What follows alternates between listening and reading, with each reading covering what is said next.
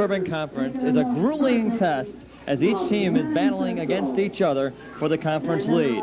Entering week number 2 in the conference, some teams have been battered and bruised from the week before. The big question, who will survive the survival of the fittest? Tonight on TCI's Prep Football Game of the Week, the Marian Central Hurricanes hope to rebound after a disappointing loss to Grant of 30-19 and try to stop the high-scoring Round Lake Panthers here in week number 6. Good evening, I'm Rusty Silver. Along with me tonight for the ride will be Brian Adams, and this looks to be a very interesting contest. Two teams that can run the football, and that is totally different than what we saw Marian Central from years past. Marian can run the football. We saw it against Immaculate Conception a few weeks ago when they won 27-7, and just last week, the Round Lake Panthers really put numbers on the board, on the ground, and a little bit up in the air as they defeated Johnsburg by a score of 42-26. Just amazing the way things have gone. You know, the Panthers winning the homecoming game, Marian Central doing a great job, but then falling to Grant. Brian, what can you say? I mean, we talk so much about the conference, but the way things are going, these two teams coming in here, this game has a lot more importance than it would in weeks 4 and 5. Especially after last week's game against between Marian Central and Grant. Coming into that one, Marian had to seem like a favorite. They had the best record of any team in the conference, but even though that was a mere 2-2 record, they were still well ahead of many of the other teams in the conference. But then Grant came in and did what a lot of people said before the season started that they were going to do. They came in and they dominated Marian Central. With that single win, I would say that the conference race was thrown wide open. Right now, we're at a point where 4 or 5 teams even may have a chance at walking away with this thing, especially in a 6-team league when basically all you need is 4 wins or sometimes even 3 wins just to get that coveted conference title. Right now, we're looking at a Marian Round Lake team, Round Lake game tonight that, as it seems to every year, takes on great importance because the winner of this game may well be in the driver's seat for that conference title. There's always that possibility, and a few weeks ago I mentioned that Marian Central really was the front runner if they got by Grant and Round Lake the first 2 weeks. Well, it didn't happen that way. They lost to Grant. They had problems in the 4th quarter. In fact, they had taken a lead late in the 3rd quarter, 19-14, but then the Bulldogs came back to score twice in the 4th quarter to take that game away from Marian Central. And overall in that ball game, turnovers played the key as they had 5 total turnovers in that ball game. In this game, we're seeing 2 teams, as you mentioned before, that are really evenly matched, especially in the ground game. This is going to be a very fast game, probably low scoring, because we're not going to see a lot of throwing here. Both teams are in a mode where they like to run the ball. That is unusual for a Marian Central team because in the past they've been known for big passing and was just the occasional powerful run. Now they're mostly a ground team. Well, it's funny you mentioned the ground game. Let me throw these figures out of ground game capacity. Both teams have backs that can run the football. Marian Central, Jason Liska, 23 carries last week, only 88 yards. Tony Gitzinger, 6 carries, 47 yards, and Todd McCoy, 8 carries for 22 yards. Then you can also throw in the Panthers. Talk about running attack. They had 4 players against Johnsburg last week, over 300 yards altogether. Can you picture that? You had Jason Morris, 9 carries, 118 yards, touchdowns of 40 and 48 yards. Bobby Tellez, he also had a 37-yard run, carried the ball 8 times for 83 yards. And Robert Swanson, the quarterback, 9 carries, 42 yards. All 4 of those over 300 yards. And when you mention the ground attack, you definitely can say that these teams are going to have a wide-open race here on the football field. And the only thing is that may stop them is we have a little bit of rain in the area tonight, and it might be a little bit slippery to get some traction maybe later on in the game. Very true. It's not... The rain we've had so far isn't as heavy as predicted, but more could come tonight. So far, we got at most maybe a light drizzle here. In fact, everybody sort of packed into the press box on us because the rain hit really hard about 15 minutes before game time. But now we're all set to go. Rain's let off a little, and hopefully it'll hold off for the rest of this game. These teams will be able to play literally a clean game. It'll be an interesting one, and Marian Central will kick it off. Winkleman will do so, and back we have Morris and Brent Burris. Sending back about the 10-yard line for the Panthers. Kick is a high kick and bobbled off Morris's hands, picks it up around the 8, shakes a couple tacklers, has the outside, makes a move from the 25, and tackle down about the 28-yard line. Give the credit on the tackle to Andy Young for the Hurricanes. Ball control, we're going to be looking at that tonight because whichever team can keep that ball for a long time, eat up time, keep it on the ground, get a lot of yardage, and get some critical points on the board, they're going to have the better balance of this game. We'll see Robert Swanson at quarterback. We'll see a three-back set sometimes, and possibly we'll see him come out of the eye, and apparently we're going to see him set up with one back in the backfield, two wide receivers set up on the far side. Burris in motion, near side. Handoff up the middle, nowhere to go, and the Hurricanes certainly picked that one out of the hat right away from the Panthers. Let's set up the offense for the Panthers. We mentioned usually we'll have in the backfield, we'll see Jason Morris, Brent Burris, and Bobby Telez behind Robert Swanson. On the line, we'll have David Hay at center. James Busa will be one of the tackles. At the guards, Cristo Garza, Walter Alvarenga. And we'll see on the split end, Chris Nelson. And either Jose Diaz also will join him sometimes on the split ends. A flag on the play, and this might be too much time or someone moved in the neutral zone.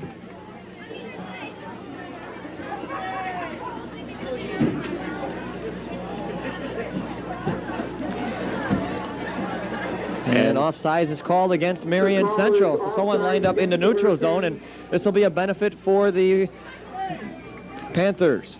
Very true, because the Panthers, on the one play they've had from scrimmage so far, they were going right up the middle, and that's a risky thing against this Marian team because they have a history of stopping runners that go right in the teeth of their line. So I'll call it 2nd down and 5. Nelson set up on the near side, Diaz on the far side. This is a keeper, and Swanson's got running room. 40, 30, can he shake one more? Still on his feet, and a tackle down from behind at the 21-yard line. Swanson with a great advance. Swanson rolled right, flew past a whole lot of blockers that were heading the other way, just enough against the grain to pop through. He had only one man to beat. It was kind of strange after last week. On one touchdown, a Round Lake player got in by faking a man into the referee. This time, the referee got in the Round Lakes player away and slowed him up just enough for Marion to stop him with the tackle. This time he'll keep it himself, try to go off the left side, cuts back, and nowhere to go this time after a short gain on the play, maybe about a couple of yards, dragged down from behind Jim Dowdy for the tackle. 24, Bobby Swanson, the ball. That previous play was 40 yards on that pickup, and I mentioned we're going to see this a lot because defense really on both sides is overtaken by the offensive lines, doing a great job to make holes. 2-yard pickup, 2nd down and 8, ball at the 20. Morris in motion far side. Swanson keeps it himself. Goes off the right side, still pushing his way. He'll be close to the marker, about the 13-yard line. It should be about a yard short. Marion having trouble in their secondary because Round Lake has been able to get past that front line. Marion is concentrating on a backfield defense. They're trying to contain them behind the line of scrimmage. They got to spread it out a little more evenly. Now we have the 3-back set. That's like what the Panthers had run a few years ago. Handoff Morris off the right side, tries to cut it back and stretches his way inside the 10 down to about the 7-yard line. Another example of Marion having trouble in its secondary because once again he rolls through, and once he's past that initial line of blockers, he has a little running room.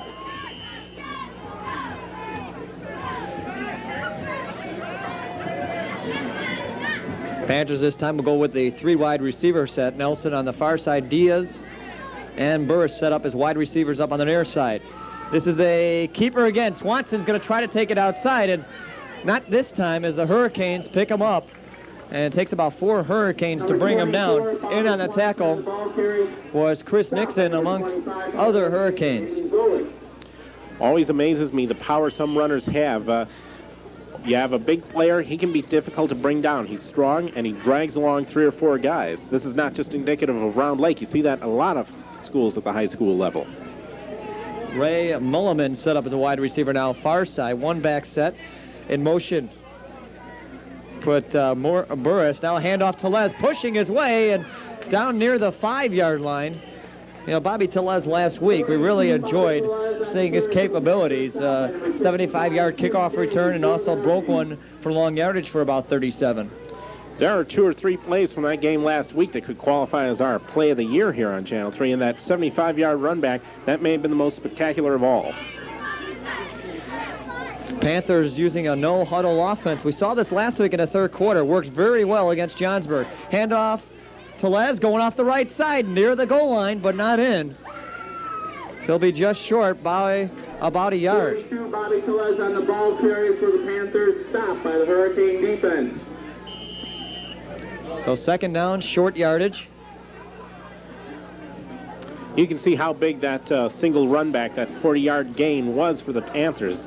Otherwise, it would have been 3 yards in a cloud of dust. They'd still be about midfield. Breaking through has been a key in this first drive. 3 wide receivers, handoff to Les, right side, and into the end zone for a touchdown. Bobby Tellez goes off right tackle, in from 2 yards, and the Panthers have taken a 6-0 lead. Very methodical drive on this first series for the Round Lake Panthers. It was just power running, basically. Not much throwing. They were just concentrating on working around that Marian Central line. They learned quickly not to go right down the middle, so they started going around the ends, and it pays off with the first score of the game as they line up for 2. Panthers will go for 2. Handoff. Nope, it's going to be a pass play this time to Mulliman. He catches it for the 2-point conversion. Good fake on the play. Marian Central was faked out. And a 2-point conversion now, 6:40 to go, and the Panthers break through first with an 8-0 lead. As I say, just a well-constructed drive, typical of Round Lake under Mike Dunn. They just went at him piece by piece. Apart from that big run play we saw midway through, it was just a straightforward power football. They were just working around that Marian line, finding the holes in the secondary when they needed them, and capping it off with a dive in for the score. And the only pass we saw was on the conversion attempt, and that kind of threw Marian a curve because they'd sort of gotten used to seeing just runs for that point. Marian, of course, they're now about to get their first possession of this ball game, and I have a feeling they're going to take a similar attack, mostly running and not too much passing. As we predicted, so far, ground game. That drive, 7 plays to go 72 yards, and a big run there by quarterback Robert Swanson. Fooled the Hurricanes greatly and given the Panthers the big lead here of 8-0 early.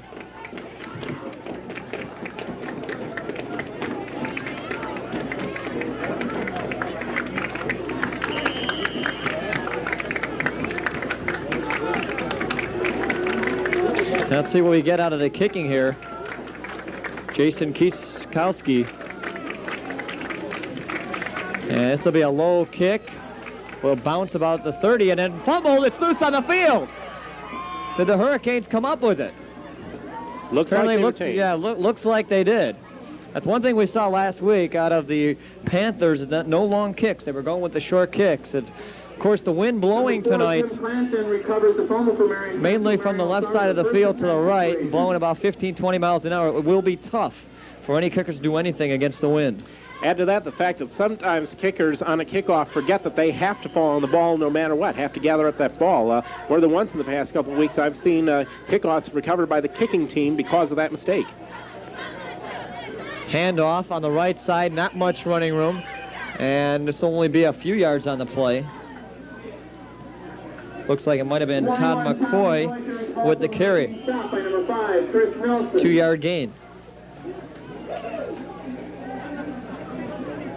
Marian Central, like Round Lake, not in a big hurry to get this play off. They're just going to go slowly and methodically in their own fashion.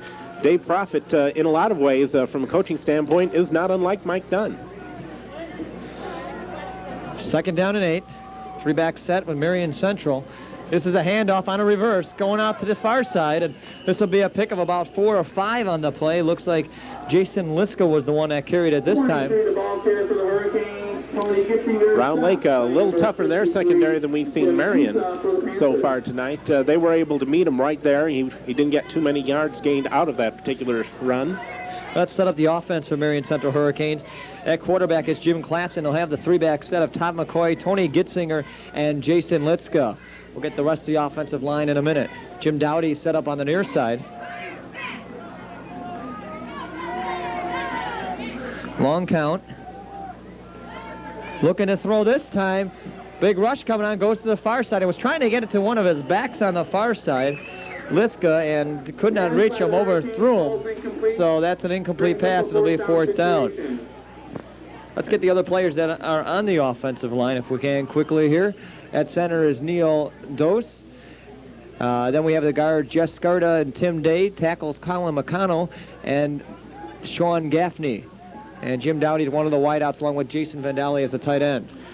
Round Lake may be ready for this one. Marion has a penchant for punt fakes in a 4th down situation, but not this time. Winkleman with a high, deep kick will bounce and roll. And will be down at about the 25-yard line.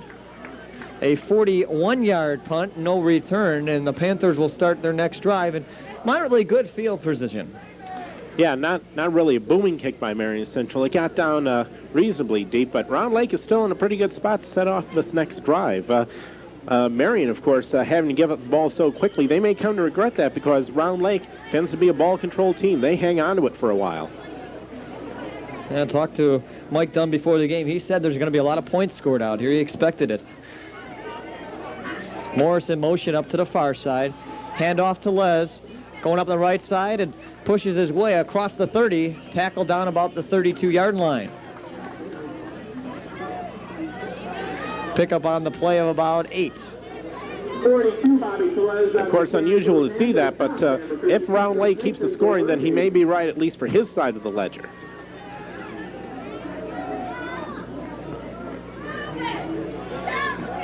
Second down, short yardage. Morris in motion up to the far side. Handoff coming off the end here. That's running room. Brent Burris tackled down at the 45-yard line. Flag thrown. Possibility of a face mask on the play. On the tackle, looked like he was hit on the helmet. There is a flag on the play. 13-yard pickup. Referees conferring at the about the 45-yard line, and it is a face mask, so this will put on an additional 5 yards on the play.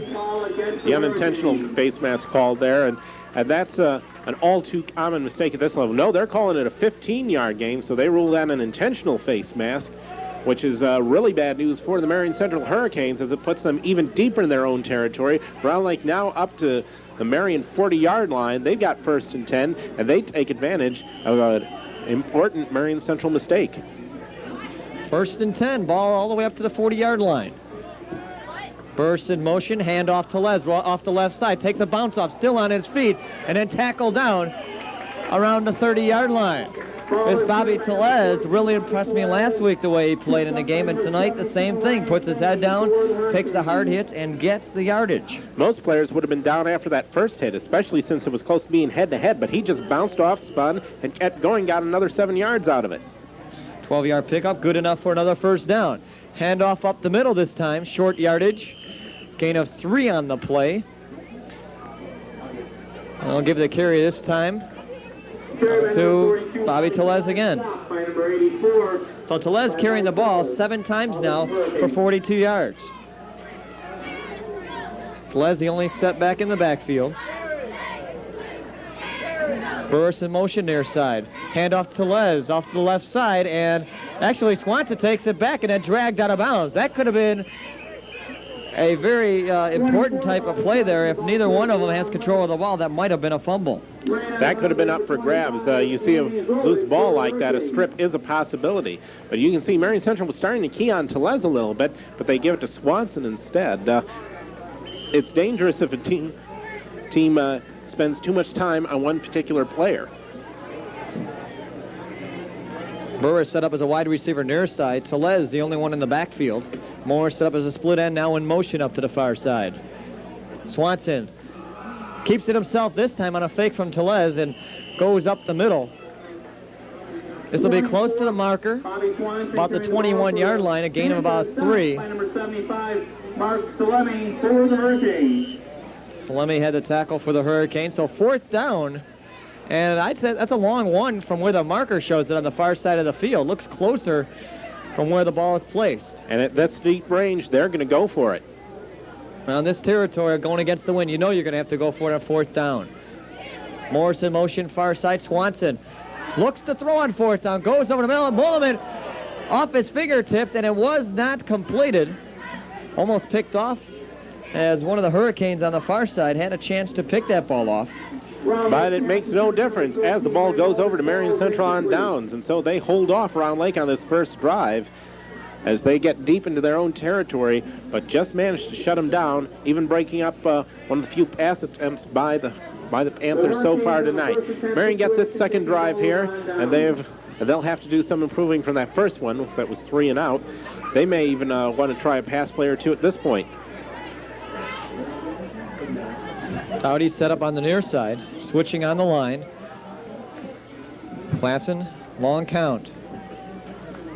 Got a handoff and barely got the ball to the first back through, and Round Lake showing a lot of pressure right away as he got that ball to Liska, and he may have lost about a yard on the play.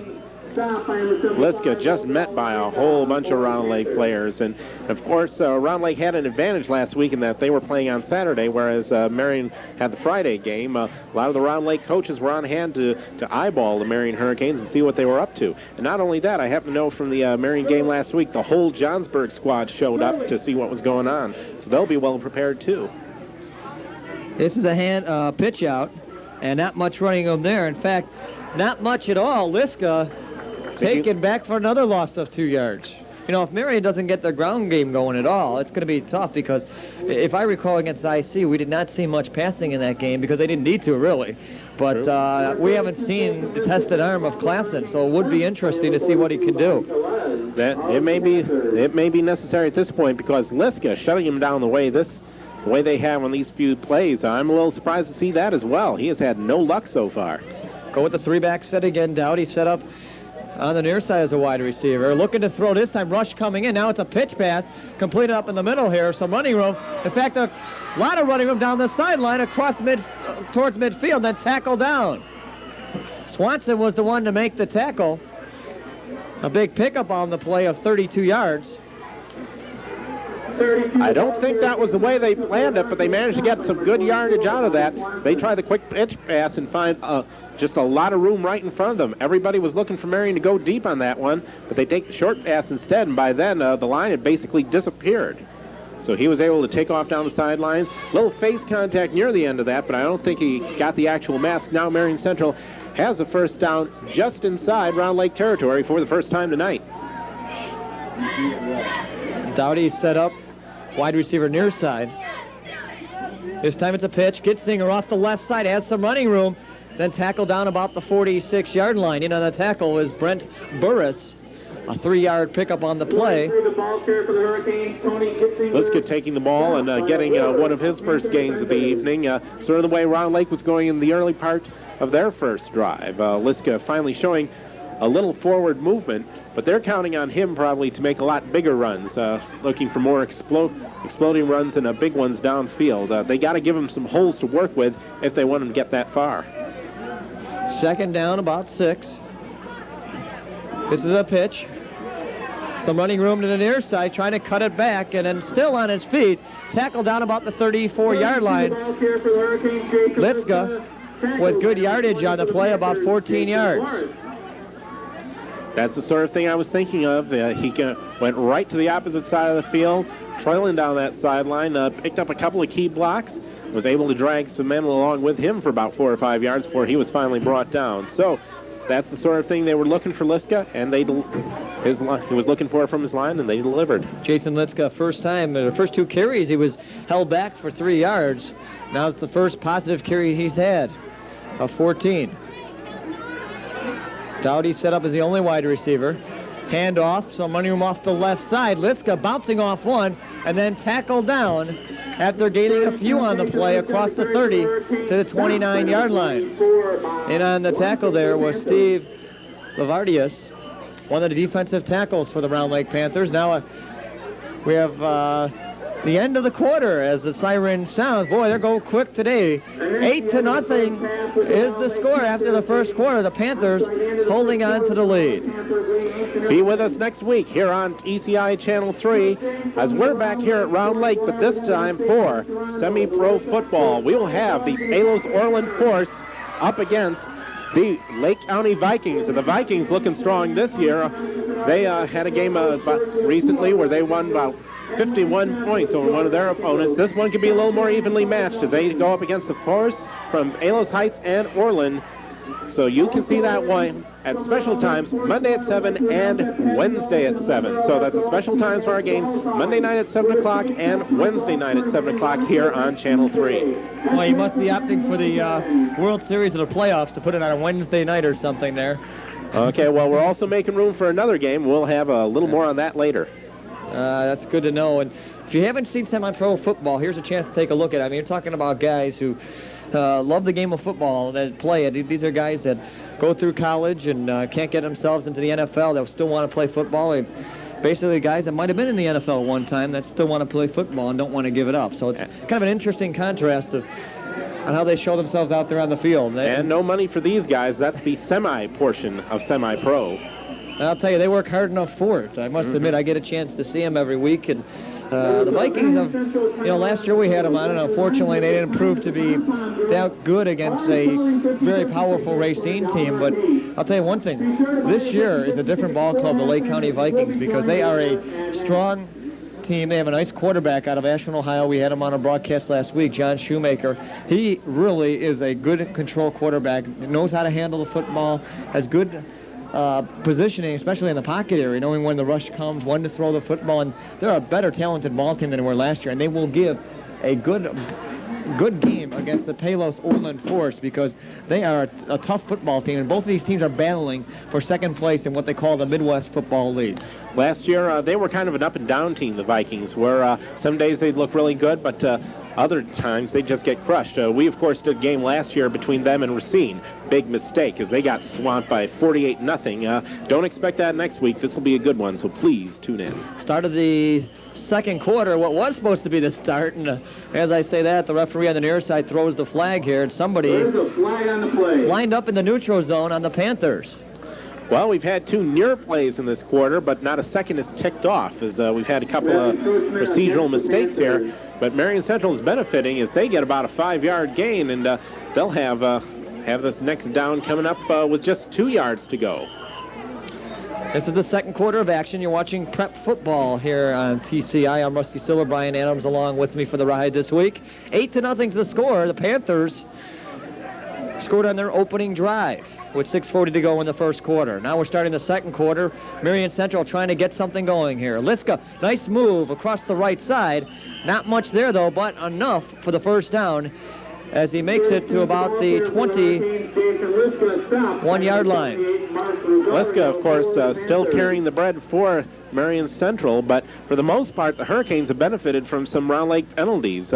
We had one just a moment ago, and then that 15-yard face mask penalty.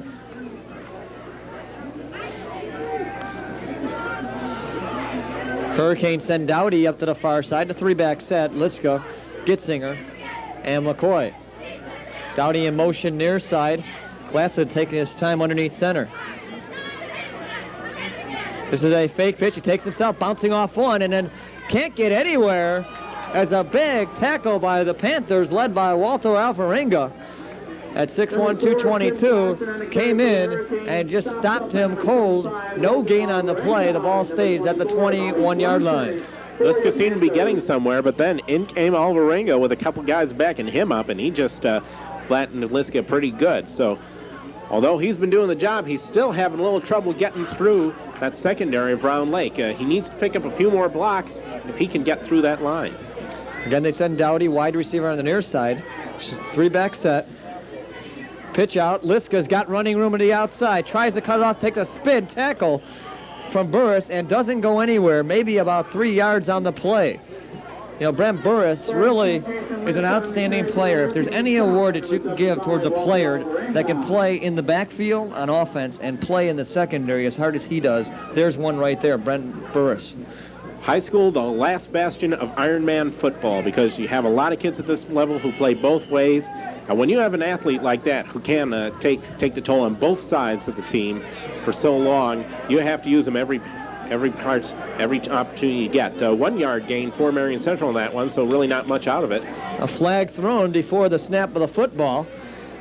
Ref on the rear side does it again. Apparently, he has his flag out of the pocket pretty quickly. And let's see who is it against here. Another offside call against Round Lake. Somebody is lining up in the wrong position. And this will make a 3rd down and 7 turn into a 3rd down and 2 and makes things a lot easier for Dave Profit and the Hurricanes.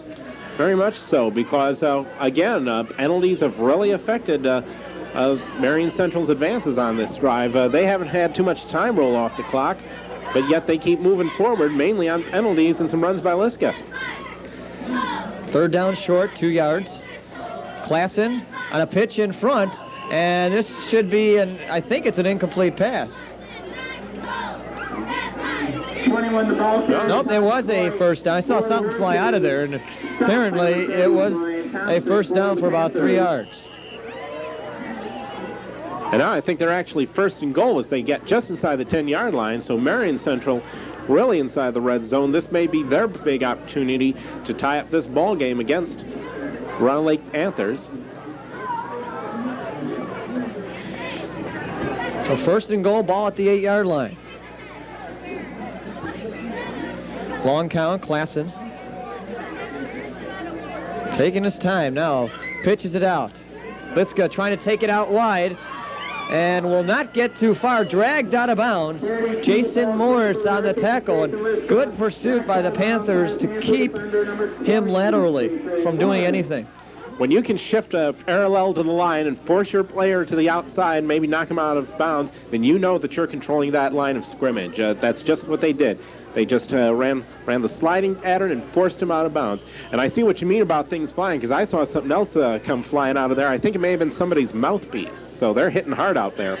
And it looks like there might be an injury on the field. Official timeout. Or maybe it's one of those equipment problems that seem to be plaguing us week by week out here. I knew I should have brought my tool belt with me. I don't know what it is. Every week we always seem to get these equipment problems.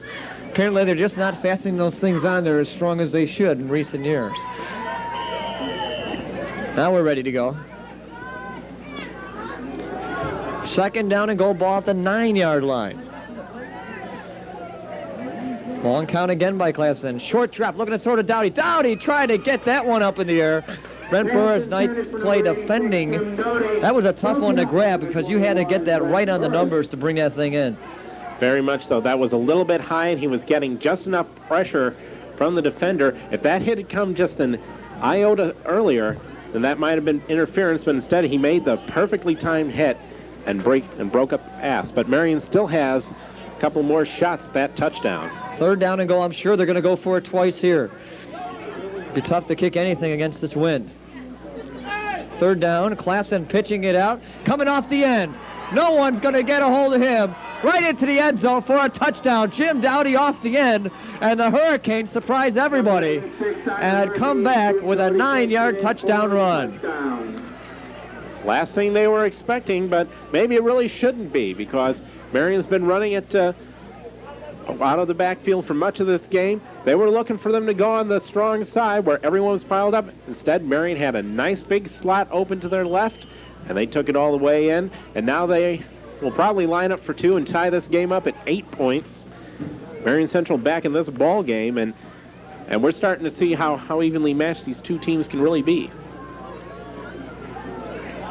Gonna go for 2. Klassen underneath center, 3-back set, Dowdy on the near side. Liska is taken down in the backfield, and no point after will be put on the board. So 9 minutes to go, 2nd quarter. It's 8-6, Panthers holding on to the lead. Marian Central taking a few pages from Round Lake's book on that one. Again, they're not running it, they're not throwing it too much, they're keeping it on the ground, but they're still having a few problems getting Liska through the line into the backfield, because once you can get into the open, you can really break it from some yardage, and we really haven't seen any action like that from Marian Central. Let's not take away anything from them, because Liska was still getting a lot of that short yardage, a lot of the gains that they needed to keep going on this particular drive. And they also benefited from a few Round Lake penalties, which of course is bound to crop up, especially when you're dealing with the 16-year-old kids. Guys too hyperactive on the line, jumping a little too soon. We had 1 or 2 penalties along those particular lines. Now Marian is back within 2 points in this game, and we could see a pretty evenly matched game as we go through this night. Drive went 11 plays, 79 yards, and used quite a bit of time off the clock, about 5 or 6 minutes. And nice drive. Of course, it was kind of reinforced by the penalties. A couple offside penalties set it up on the touchdown. Kind of hurt the Panthers in some situations where it was 3rd down and 7, turned down to 3rd and 2. Winkleman to kick off. And this is a line drive kick, and bobbled around, loose on the field. Morris picks it up, misses a tackle there, and then tackled down about the 24-yard line. And on the tackle was Jason Liska for the Hurricanes.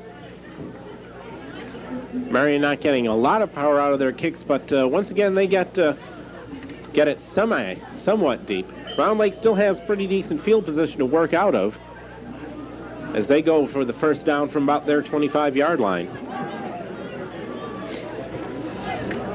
1st and 10. Go with a double wing set this time. Morris in motion near side. This is a handoff off the right side. Running room. A nice spin move by Telez, and then tackle down. Looked like Andy Zolik was the one that came in on the tackle.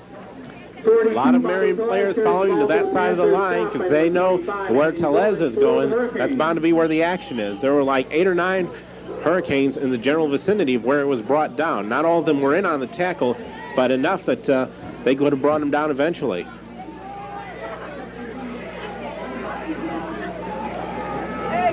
Morris in motion near side. Telez one in the backfield.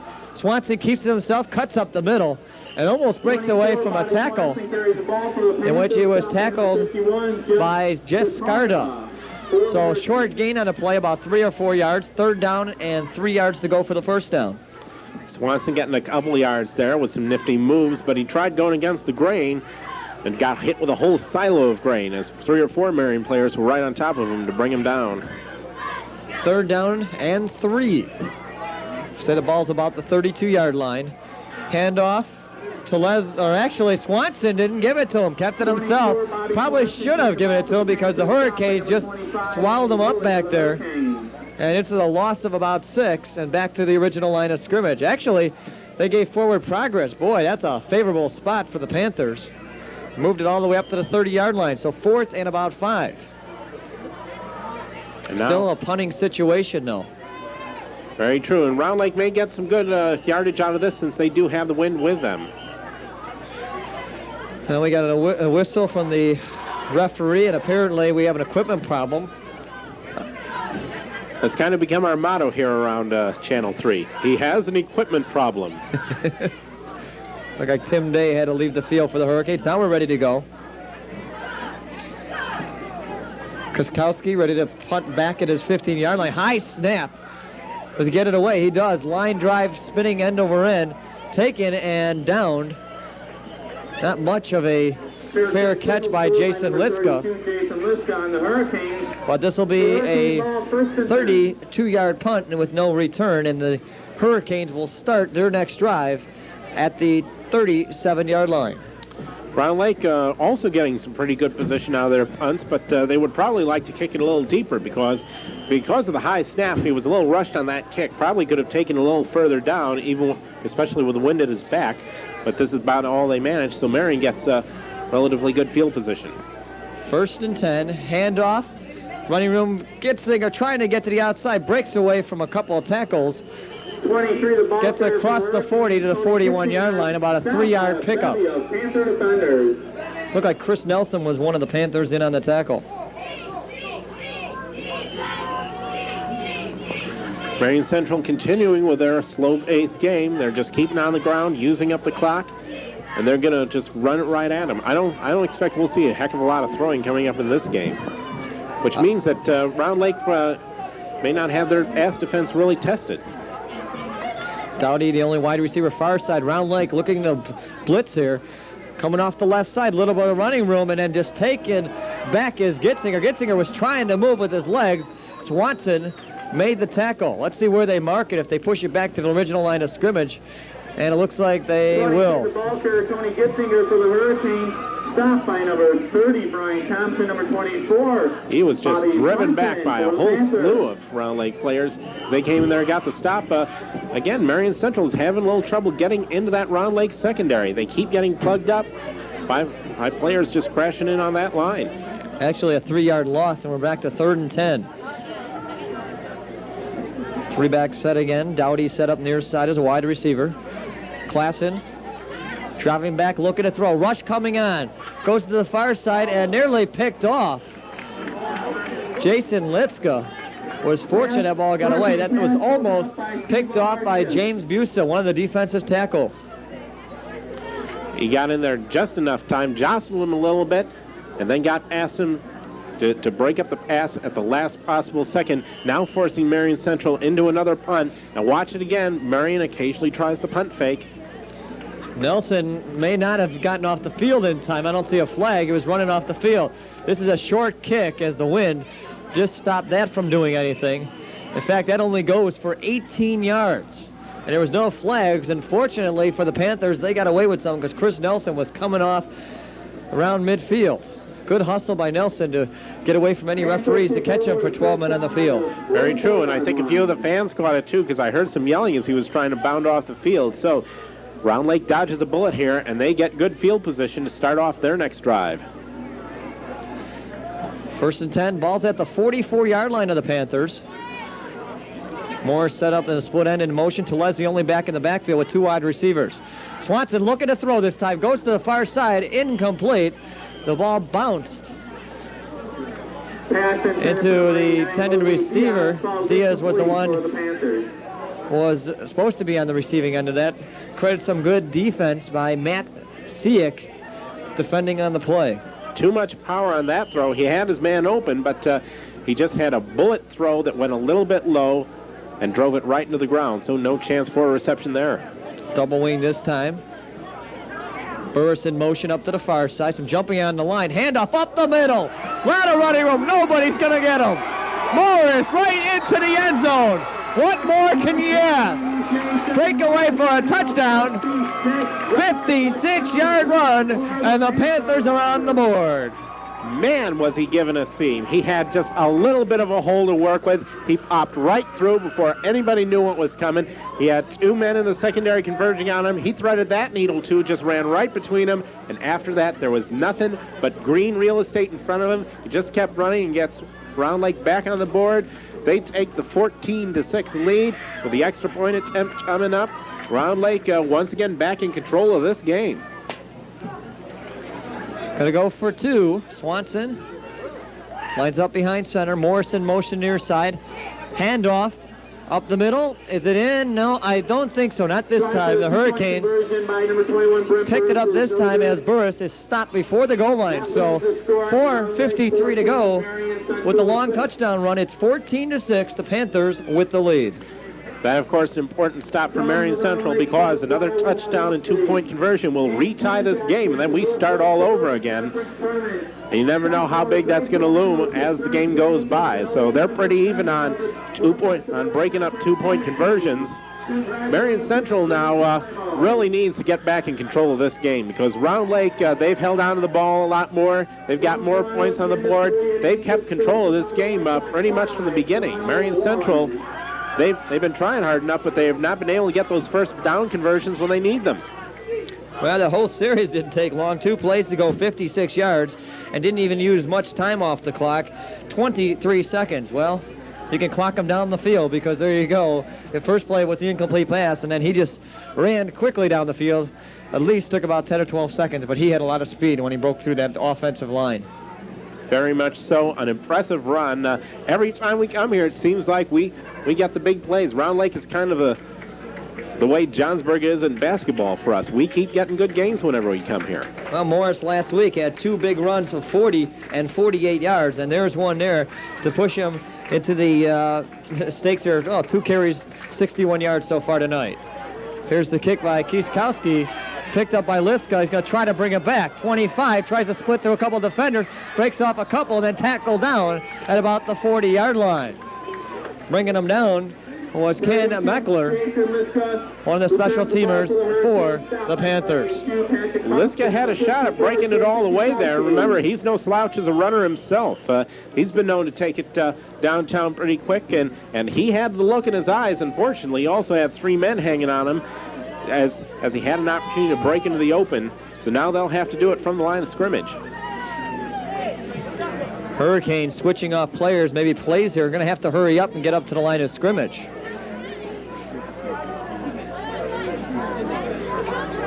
In fact, they took about 10 seconds before they got lined up, and now there's a flag.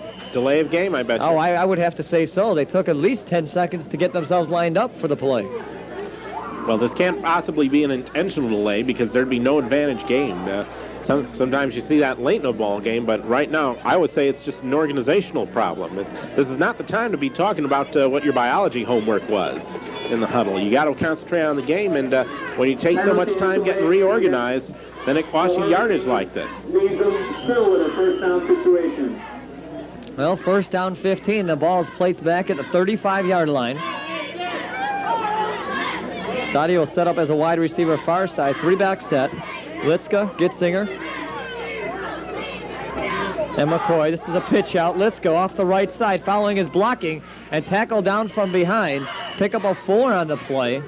Number 32 carries the ball for the Hurricanes. Jason Liska stopped. Ball will be placed at about the 40-yard line. So a gain of 5 on the play. Jason Liska now 7 carries for just 20 yards. So the Panthers doing a good job containing him. Second down. Again, Dowdy set up as a wide receiver near side. 3-back set. Klassen dropping back. Look at Telez. Try to get him with a little pitch up in the middle. Liska stumbles and then tackle down from behind as he crosses the 45-yard line. In on the tackle, Walter Alvarenga, again making the big tackle, 6'1", 222. A big guy, and he's a senior also for these Panthers. Marian Central having some success with the shovel pass. Once again, they give it the short one to Liska, and he gets some yardage out of that. They've got about 5 yards to go, though, to get that first down. 3rd down and 5. Just over 3 minutes to go here until halftime. 14-6, Panthers with the lead. Klassen, short drop, looking down the side. He's got Dowdy wide open, makes the catch on his feet. 25, shakes off the tackle. 15, 10, and stretches for the end zone. It's a touchdown. What ability to beat out 2 tacklers and stretch for the end zone. He needed every inch he could get on that one. He shook off 2 tackles, and he was rumbling, bumbling, stumbling towards that goal line. He had one man catch him right about the 5-yard line, and he had to stretch to get that one. Remember, you just have to have the ball break the plane of the goal, and he did it just in the nick of time. Marian Central with a dramatic-looking touchdown. They have a chance to tie this game back up. The defender on the play was Chris Nelson, and he might have been a little bit off his receiver, and that might prove costly on that one. Dowdy, give him a lot of credit for shaking him off and getting to the end zone. Going to go for 2 here. Klassen, handoff, and nowhere to go. Looks like it was McCoy trying to go in the inside and nowhere. He stopped before he could get near the goal line. So 2:53 to go. Marian Central Hurricanes come back with a long score, but trail 14-12. Marian not having much luck with the 2-point conversions, but they've been having some luck with the runbacks, with the touchdowns that they got off the field, especially that last one. That'll turn a couple of heads when you see this one, because he just broke a lot of tackles there. He overcame some pretty long odds, and any time he could have been knocked out of bounds, could have been tackled, could have stepped out on his own. How he managed to stay in bounds, in fact, I'm not sure, but he did it. He tight-roped down that line and made the big stretch to get the score and keep the Marian Central Hurricanes in this game. So we're back where we were a little while ago, with Marian Central down by just 2 points. There's still enough time for them to try to make up that margin, but the way Round Lake has been controlling this game, Marian Central is going to need that ball back pretty soon to have a shot at it. That drive, 3 plays to go 60 yards, 55-yard pass. Klassen connecting with Jim Dowdy, and Dowdy certainly can get the extra achievement award to get into the end zone. So 2:53 to go. There's still plenty of time to put more points on the board the way things have been going in the last few minutes. Winkleman, line drive kick. It'll bounce. Tellez will pick it up about the 25-yard line and then swarmed under as he crosses the 40, about the 37-yard line. So in spite of an improved kick, Round Lake still manages to bring it back enough, well, close, relatively close to Marian Central territories. They'll have it at about their own 30-yard line.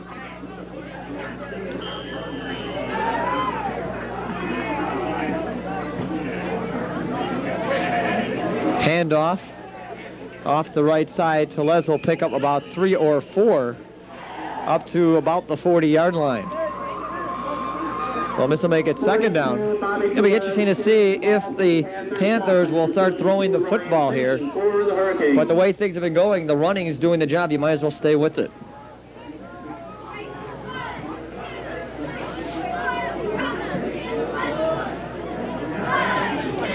Second down. Burris in motion, far side. Tellez the only back in the backfield. Looking to throw. Swanson wants his receiver, and he's got him on the near side. Diaz with the completion. A pickup of 14 yards on the play. Great reception by Diaz as he pulled that one in. Be sure to got those both those hands on it. Managed to get a few yards out of that. He gets the first down.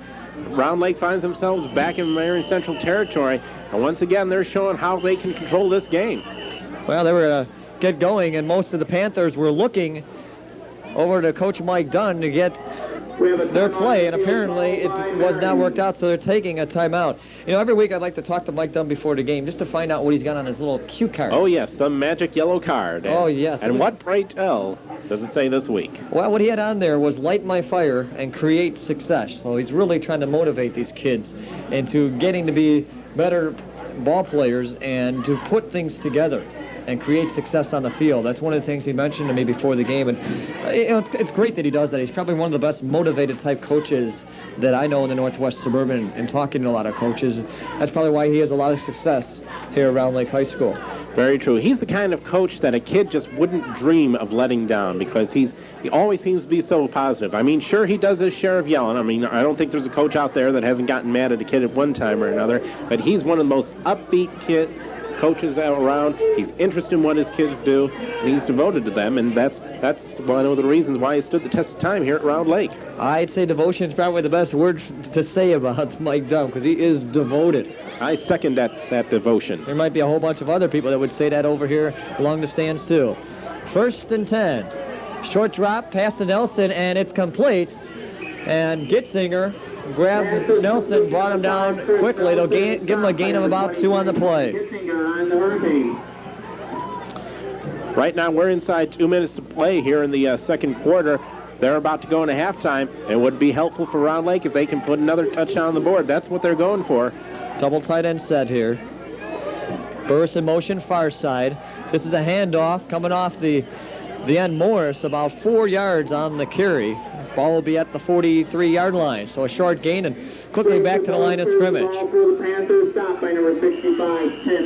Round Lake basically into their 2-minute mode. They're not wasting a lot of time. Actually, they haven't wasted a lot of time on their huddles. Now they're going even faster as they're in to their set 2-minute pattern. Again with a double wing set. Go with 2 wide receivers this time. Burris in motion up to the far side. Swanson rolling back, looking to throw. Rush coming out. He lost the football.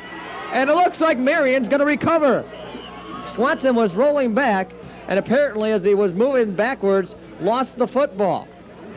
I think he may have been stripped by one of the Marian defenders coming in. Somebody got a hand on that ball and burped it loose, and then trying to pick it up, he overstepped the ball. He thought he had it in his hands, but took one extra step, and it was still lying on the ground. There was no chance for him to get back, because just then 3 Marian players swarmed in on it. So now, late in this second half, Marian Central has a chance themselves to take the lead. And with this wind in their face, a field goal probably wouldn't be a possibility. They'll have to go for 6, and that's what they're planning.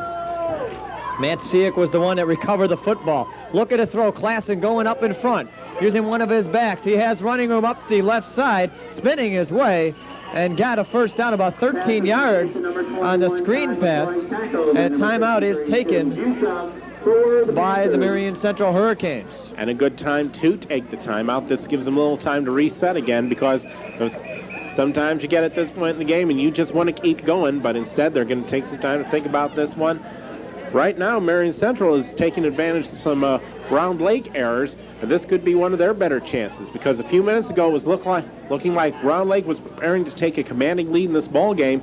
Instead, Marian Central now has the ball. They have a chance to ring up a few extra points, but they've got to figure out the puzzle that is this Round Lake backfield, because apart from this one run that we just saw, a very well-executed run by the Hurricanes, they've had a lot of trouble getting through this Round Lake line. They can't get through it. They haven't been able to get around it nearly as many times as they would need to. As we go in the tail end here, they may want to start switching to a few pass plays, trying to get some big gains, at least until they get to about that short yardage situation down inside the 20. Todd McCoy was the one that had the completion on the screen pass for 13 yards. 1st and 10, ball at the 42. Klassen looking to throw this time, will take it himself. Goes off the right side, stretching for the sideline.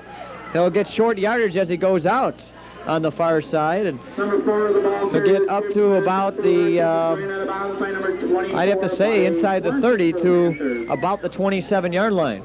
Klassen had nowhere to go because he was setting up for the pass, so he has to take it himself. He tried to turn that corner, but once again, they're moving parallel to that line and forcing him to run out of bounds. So he only gets about 5 yards in this play, actually a little closer to 6. 28 seconds to go into halftime. Marian Central trying to get into the lead, trailing 14-12. They got a break on a fumble. Swanson lost the football. Matt Siak was the one that recovered it. 27-yard line. Rolling back, looking to throw. Wants to go down the sideline into the wind. Ball is up in the air and incomplete. Looked like it was Dowdy over there on the far side. Actually, Gitzinger was the one that was over there defending on the play, Bobby Telez. And a good defensive play on that. Now, you know, it's kind of hard to throw the football into a 20-mile-an-hour wind because all it does is hang up there. And basically, you're throwing rainbows because the defenders in the secondary come up with it. It's easy pickings for an interception. Very much so. In fact, it was kind of to Marion's fortune that one fell incomplete because he was thrown into double coverage. He had players right in front of him. It died in that wind that his man would have been nowhere near it, and luckily for them, it came up short for Round Lake as well because one guy was very close to getting a hand on it. 3rd down. They'll have 2 chances to get something going here from the 21-yard line. Klassen looking to throw, goes off to the far side and incomplete.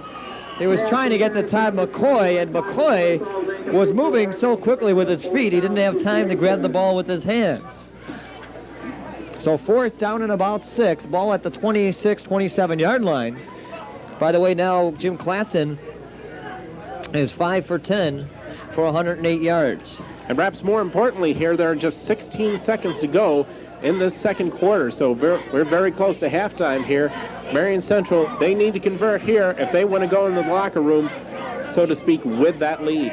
Now let's see if we see a pass short somewhere along the sideline here. Enough for the 1st down. Klassen looking to throw again. Goes into the secondary, and it's incomplete. Incomplete and very nearly intercepted. Once again, Round Lake defender right there almost took it out of his hands. Gitzinger was the one that was going after the ball, and Nelson was the one defending on it, so Round Lake will have the ball back, and I would assume will just sit on the football, but you never know. They may try to get some points on the board here.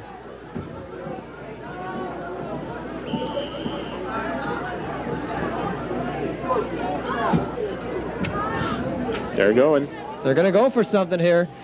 Morris coming out to the far side will be contained and then dropped after a 5-yard pickup, and the clock will run out. The siren sounds, so at the end of the first half, the Panthers holding a 14-12 lead over the visiting Marian Central Hurricanes. And Brian, you know, this first half, we expected to see the run in the game. You know, we expected to see both teams having control and also the offensive lines creating the holes, but there is some defense in the game. And all we can do is say how much assessment we can say on the defense, who will take a stronger toll with a stronger defense towards the second half.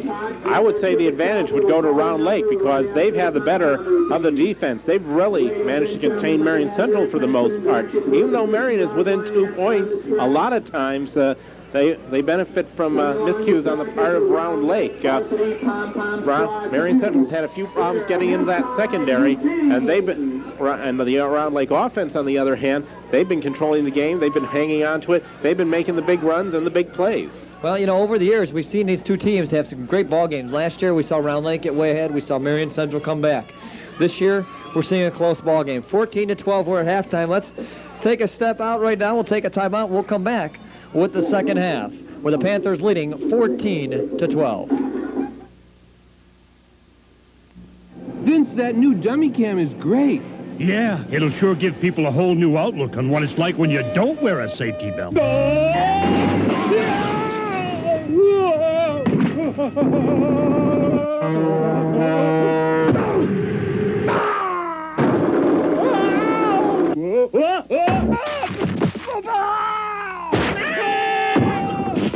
I think they'll get the picture.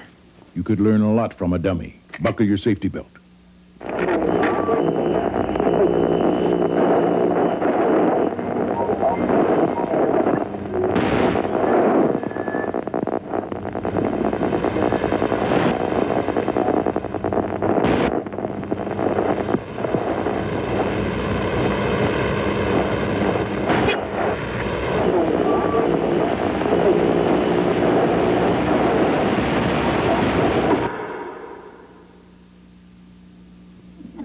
You don't have to embarrass a friend to keep her from drinking and driving. You could just explain things to her. It's 6:45 and our party's at 9 and I still got shopping to do. But if you drive, you'll have to drop me off and pick me up and then I'll be late and you won't be ready. So I'm going to drive and drop you off and then you're going to do all the things I need to do and I'll be back in time to help you set things up.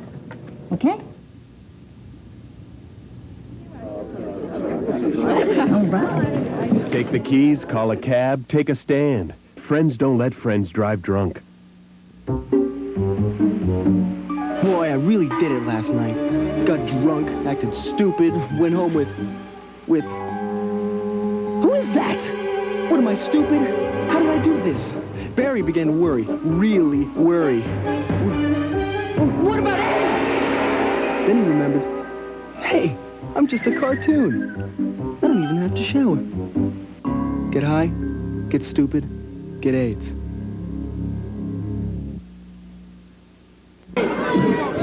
Welcome back to Round Lake High School, getting ready for the second half of action. It's 14-12. Round Lake Panthers holding the lead over the Marian Central Hurricanes. First half statistics. Let me let you know the first half, 140 total yards for Marian Central, 42 on the ground, 108 in the air for the Round Lake Panthers. 173 yards on the ground, 18 in the air for a total of 191 yards. Jason Morris had 4 carries for 69 yards, including that 56-yard run. And Bobby Tellez, 9 carries for 50 yards. Well, the second half getting ready to roll here. I'm Rusty Silver, and with me, Brian Adams. And Brian, you know, we talked about this being an open game where a lot of points will be on the board. What are some of the keys that we might see the second half for either team? For Marian Central, they've got to start controlling the game, because right now Round Lake has really dominated the game both offensively and defensively. What Marian needs is ball control. Round Lake, they're on a pretty good roll here, but they cannot afford to give up that lead to Marian Central, because Marian has been known for working with a lead. So I'd say the next score of this game, and there will be another score, will be maybe indicative of how the second half goes. Well, Marian Central will receive here in the second half. Kiesikowski will kick off, going left to right with the wind. There's a strong wind out here. And it's a spinning kick. Will take a funny bounce, picked up. And coming off the right side, some running room. Shakes off a couple tacklers across the 45 up to the 48-yard line. As Liska brings it down on a return of 23 yards. Liska is a player that the Hurricanes are really going to have to get a lot of help from in this second half. They were giving the ball an awful lot. He was getting some gains, but not the big explosive gains that Marian really needs against this Round Lake squad. You know, last week, Round Lake started the second half trailing Johnsburg 14-12, and Brent Burris stepped up, 2 interceptions. All of a sudden, you got 3 scores on the board. It was a totally different ball game. Next thing you know, the game was totally out of hand at 34-14. Handoff this time, Liska, some running room, fights his way up to about the 45-yard line in Panther territory. A gain of 8. They'll mark it at the 46-yard line. Actually, a gain of 7 on the play. Ron Jimdar. But I should point out in that game, Rusty, near the tail end, Johnsburg did have a window of opportunity. Round Lake showed themselves to be a little vulnerable. At one point, they were within 8 or 9 points. They did come back and shut it down, but that was against Johnsburg. Against Marian Central, Round Lake's going to have to stay on top of them for the entire game. They cut it to 34-26, and next thing you know, another touchdown made it 42-26. Keeper this time, and some running room up the middle, enough for the first down, a gain of 6 on the play. Or actually, I should say a gain of 4 on the play. This will be really close to a first down. They may have to measure this one. Klassen took it himself, and in fact, the referee is asking for the chains to come out, so we'll have our first measurement of the night. Well, should we take tabs on this? I have not been good this year. Usually I've been good picking this out. For some reason, I think he'd have it from this point of view, but every time I say that, he's short by a little bit. This one is extremely close. You never know. They may have to use the old index card on this one. Here's a stretch, and they got it. Well, I finally got one right this time from a distance. Maybe these lines are straight after all. At least here. Yeah, that's right. Remember those Stevenson lines? That was because the field was crowned. That's all. Yeah, well. All them lines was straight. I know the people at Dundee Crown would say, wait a minute, I'll help you with that one. Of course, we'll talk a little bit about the other games going on in Northwest Suburban through this weekend and some of the things going on. Give a lot of benefit for McHenry trying to make a move over this weekend. It's supposed to be playing Dundee Crown, and boy, is that going to be a standstill type of game. McHenry trying to get back to the top. Dundee Crown undefeated in the conference and overall. Handoff this time, running room out to the outside, breaking through some tacklers, and an 11-yard run, and Gitzinger or make that Liska. Actually, they'll mark it with a 10-yard run, and this should be close to a first down. They'll be just shy of that, but again, another great run for Liska as he picks up a few important blocks and uses his speed to carry him the rest of the way there. He is eventually dragged down by Round Lake, but this was a longer gain for him this time, so maybe Marion may be getting into a rhythm here. So a 9-yard gain, ball at the 34-yard line. Dowdy set up on the near side, 3-back set. Klassen underneath center. Handoff, first back through. McCoy fighting his way, gets the first down and more up near the 25-yard line. And we're seeing some better foot speed out of the Marian Central backfield, getting off some better jump starts before Round Lake can do anything and grabbing onto the running backs. That's one of the things that kind of held them back in the first half because they just weren't getting the jump on Round Lake. Now they are starting to get the bigger runs and the quicker reactions. And look how deep they are in Round Lake territory. They're very near the proverbial red zone. First and 10, ball at the 26. Handoff. Liska breaks off a tackle, but then grabbed down. Brent Burris on the tackle for the Panthers. Short gain about 2. They'll mark it at the 23-yard line. So first run around that way for him tonight. Again, Marian Central's on the drive, and this is the sort of thing I was talking about. They're showing some ball control here. They are holding on to it, and they're getting the big gains. Now, this is exactly what they need against the Round Lake Panthers. It's a matter of who can hold on to that ball and do more with it. Second down, let's call it a long 7. Dowdy set up on the far side, 3-back set. Klassen looks to throw, fakes the pitch, now will take it himself. Tries to cut it back and gets it across the 20. Lost the football. A fumble, who's going to get it? It looks like Marian retained. It was Marian Central that recovered it. The ball popped out of the pile, and Liska was the one to recover it back at the line of scrimmage, so no gain on the play, maybe a yard, as it's pushed up to about the, let's call it the 23-yard line. Close call for Marian there as they were, again, on a pretty good drive and a decent run going there. But at the tail end, the ball burps loose. Fortunately, the Hurricanes recover that, and they continue the drive. 6 play on the drive. Third down, and let's call it 8 now. Long count. Rush coming in. Klassen's got to get rid of it. Gets hit.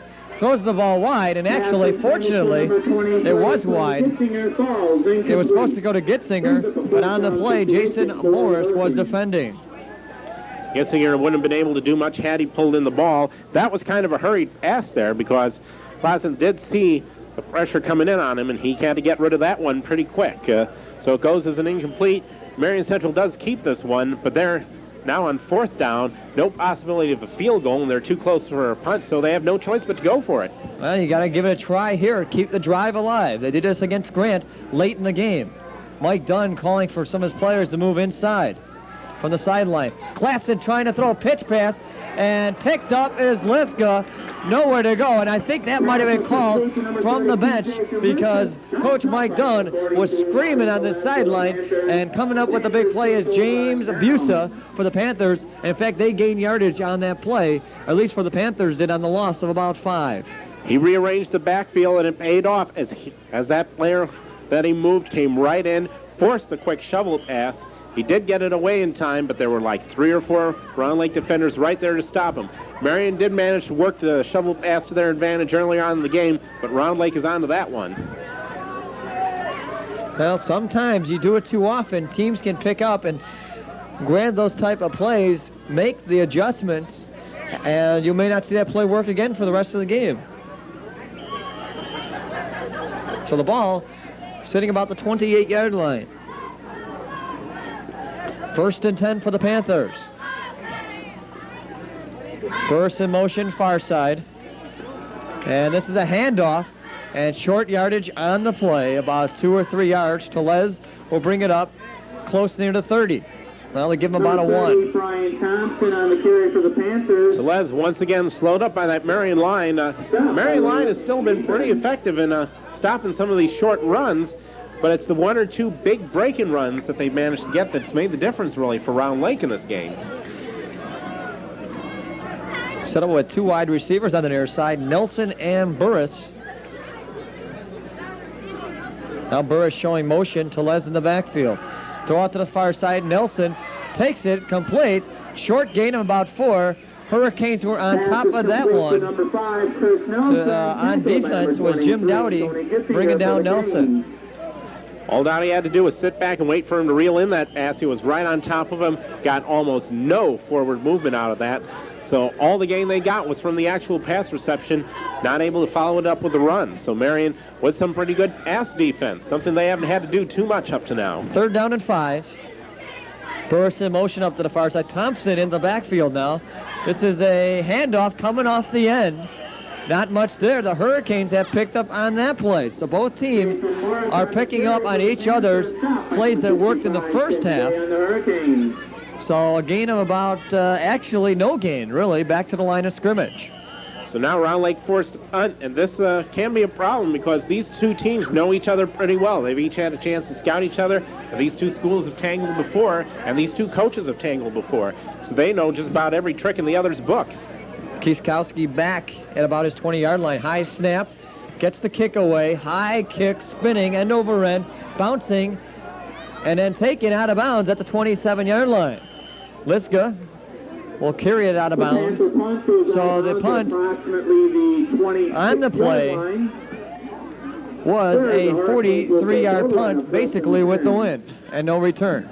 Definitely wind-aided, as that one was relatively booming compared to some of the Marion kicks we saw in the second quarter. As they plant that one pretty deep in Marion Central territory, they'll have it at about the 26-yard line, 1st and 10. Marion's got a long way to go here. They're still down by 2 points, but credit to them with shutting down that Round Lake offense because Panthers weren't really able to advance much, especially on that last series. Handoff, Liska coming from the backside, trying to get through that right side. Not much there. Gets about 3 yards. In on the tackle was Steve Lavadas. Stopped by number 24, Bobby Swanson for the Panthers. So short gain about 3 on the play. Ball's up to about the 29. Must admit, it is a cold night up here. I know earlier in the day it was around 80 degrees. It's got to be feeling like it's half that. 2nd down, 7. Handoff. Liska shakes one, tries to shake another, does so, goes down the sideline, gets a good hit from Swanson. Both still on their feet, but his yardage might have been good enough for a 1st down. Was out to about the 36-yard line where they'll mark it, and they may have to bring the chains over for this one. Very close to the 1st down marker. In fact, the referee said it was a 1st down, so a good carry and enough for another Hurricane 1st down. Marion once again on the move here. They advanced that one pretty effectively, and we're seeing a little of what they saw against with Round Lake coming against them in the first series of the game. Classen long count. Now comes off the end of Gitzinger. Gitzinger shakes off a couple tackles and then tackle down after a gain of about 1. 23, Tony Gitzinger carries the ball to the Hurricane. Stop by number 42, Bobby Telez came in and made the tackle. You know, I did last series for Round Lake. I don't know if you noticed, but Bobby Telez was not really in the backfield. And for some reason, maybe Mike Dunn might have Telez playing more defense in the second half than have him in the backfield to save some energy. I know talking to him after the game last week against Johnsburg, he'd love to go with the no huddle. He'd love to have players can keep going, but it's hard to play both ways and be so effective throughout the game. Very true, especially since you don't have a big squad on either side, particularly in Marion's case. 2nd down and 8, handoff. Liska trying to go somewhere, but pulled down. Almost lost his pants on that one as the Panthers take him down this time. Liska gained a couple of yards on that one. Unfortunately, it was all straight down as he was just swamped by Round Lake defenders. Almost nothing out of that. So now 3rd down for Marion. They still have about 9 yards to go. I think it was Bobby Telez that had the tackle. I don't mean to cut in there, just to let you know Bobby Telez was the one that led that tackle with a couple of the Panthers. 3rd down and 9. Crucial play here for the Hurricanes. Dropping back, looking to throw. Rush coming on. He's got to do something. Rolls out. Gets a good block. Taking the sidelines. Got to get some yardage. He'll fight for the marker, and it'll be interesting where he went out of bounds. He might have gotten the first down across the 45. Looks like actually short. The markers on the far side went down. He needed to get to the 47-yard line, so he did pick up about 7 yards. And this will be an interesting play call from Dave Proffitt. Do you go for it in your own territory? Still 3:40 to go here in the 3rd quarter. And they opt to punt. As Winkleman prepares for the kick. Winkleman back at his 34-yard line. Low snap, it's a fake. They go to the far side, and it's complete. A first down, a 5-yard pickup on a fake punt. Winkleman throwing the pass, and this will be at midfield. Coaches on the near side from Round Lake saying it was incomplete. They call that the completion. Rusty, we should have seen that one coming up Route 120 because that is a patented Marion gadget play, the punt fake on 4th down. They saved it for later in this game in the game this time. Sometimes they pull it early, but in this situation they decided to pull it late. Well, a crucial play has succeeded. 1st and 10 ball at midfield. Handoff. Litzka's got some running room. Nelson drags him out of bounds. A flag on the play as he was taken out of bounds on the far side. I think he gained about 2. Well, Nelson had the initial contact. They kind of forced him out of bounds, and then he was hit again as he was around the Marian Central bench area. Not totally out of bounds. It was along the sideline. So let's see what the flag is. It's a face mask. Initial call. And I bet you they walk off a full 15 on that one. Well, it's interesting because it might have been on Nelson or might have been the second Panther that came up to hit him. But either way, it's 15 extra yards for the Hurricanes. So 2 yards on the gain and then 15 extra on the walk-off. So as we saw in the 2nd quarter play, Marian Central taking advantage of a miscue by Round Lake as another face mask is called against them, and they march even further into Round Lake territory. They actually get in there for the first time. They have a chance to take the lead for the first time in this ball game. 1st and 10 ball at the 32-yard line. Classen handoff to McCoy off the right side. He gets some good yardage up to about the 27-yard line. About 5 yards, so I'll make it 2nd and 5. Todd McCoy for the Hurricane, stop by the Panther defense. McCoy now 3 carries, 13 yards. So both sides really racking up the numbers, but don't let them fool you because I'd say this has been a relatively even game. The 2-point advantage for Round Lake, basically the only real difference in quantitatively, that's about the same way it's been. Handoff this time, Liska off the left side, breaks off a tackle and almost gets through another one. Good yardage, though, up to the 20-yard line. This might be enough for another first down, and it is. Round Lake has had the slight edge through much of this game, but now Marion really starting to rally its troops for the first time tonight as they're putting together a long, sustained drive, similar to what we've seen Round Lake do an awful lot in the last few weeks. Well, Marion had the ball before on their opening drive and took it down to this area and could not go farther. They did have an 11-play drive in the 2nd quarter. That was good. from a 60-yard, make it 79 yards at 7th place. Handoff this time, short yardage, about 3 or 4, going through the middle. They decided to go up the middle with McCoy. But on that earlier touchdown run, on that 11-play, 79 yards, they did score on a 3rd down play where Jim Dowdy went in off the end.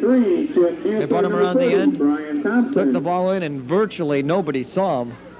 Nobody on the Panthers saw him go in the end zone, and the Marian Central fans that braved this weather on the far side were jumping for joy.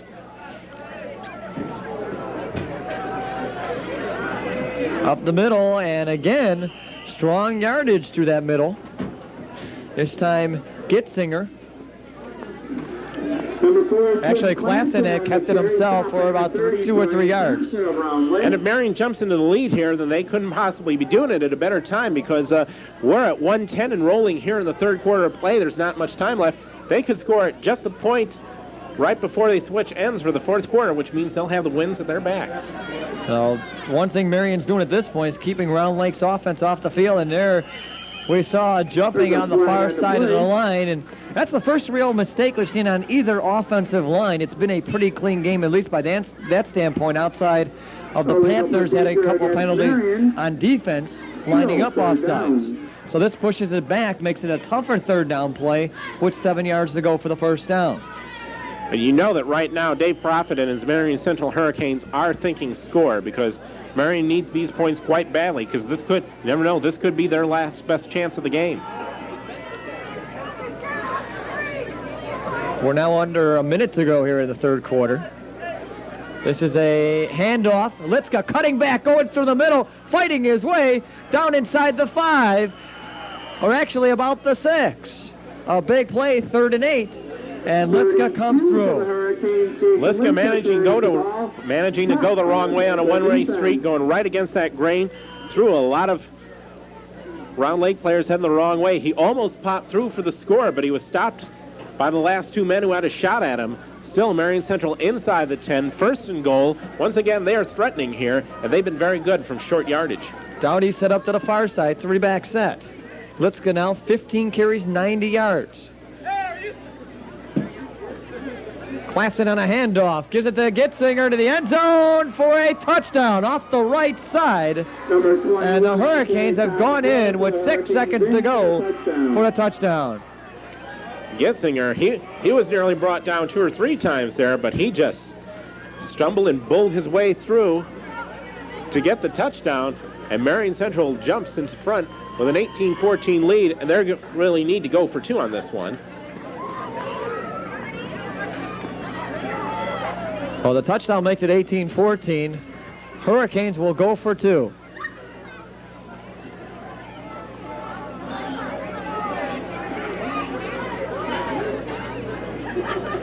Long count. Klassen had taken himself, pushing his way into the end zone. I haven't seen a signal. There it is.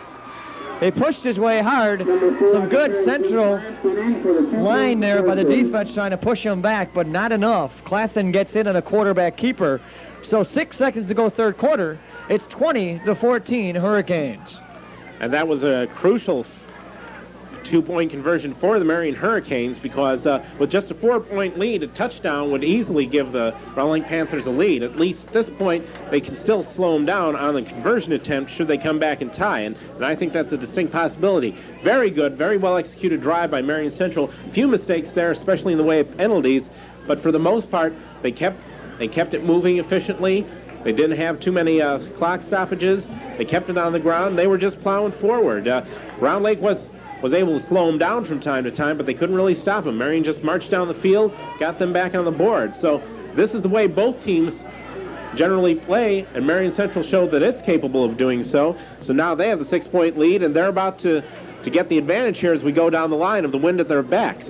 We haven't seen much of a kicking game, but that may come into play if one side or the other has to try passing. Well, 9 plays to go, 74 yards. And it's 20-14. Winkleman to kick it off. Kicks a low hopping ball, bounced off a Panther, and fortunately, one of the Panthers, looked like Mark Rosario, jumped on the ball quickly, or else that was a live ball for any Hurricane to jump on it. Very true. If that had bounced in a different direction, you never know. They may have gotten themselves the old inadvertent onside kick. But even now, Round Lake does get good field position about their 37-yard line. And probably just time for one more play here in the third quarter. And not even that. So at the end of three quarters, the Marian Central Hurricanes have jumped ahead of the Round Lake Panthers 20-14. Be with us next time here on TCI Channel 3 as we bring you semi-pro football here from Round Lake's Stretch Purell Field. It'll be the Lake County Vikings having a good season so far this year. They'll be going up against the Palos Orland Force. This will be our second introduction to semi-pro football here on TCI. Those games will be on at special times next Monday at 7 o'clock and next Wednesday at 7 o'clock. So that's Monday and Wednesday at 7 o'clock here on Channel 3. And we mentioned another game that we'll have coming up soon. We will have youth football from the Round Lake Park District. It will be a game between the Round Lake Spartans and the McHenry Hornets. That'll be coming up next Thursday at 4:55. So all those 13-year-old kids out there, we may be looking at some stars of the future that'll be playing on Channel 3, so you'll want to tune in for that. That's youth football with Round Lake and McHenry's youth squads here on Channel 3 Thursday at 4:55. Youth football. I better get my scouting reports out on this one because I'm going to need some help for these guys. It would be great to see that, though, see what upcoming stars coming. And on a handoff here to start the fourth quarter, is it a fumble?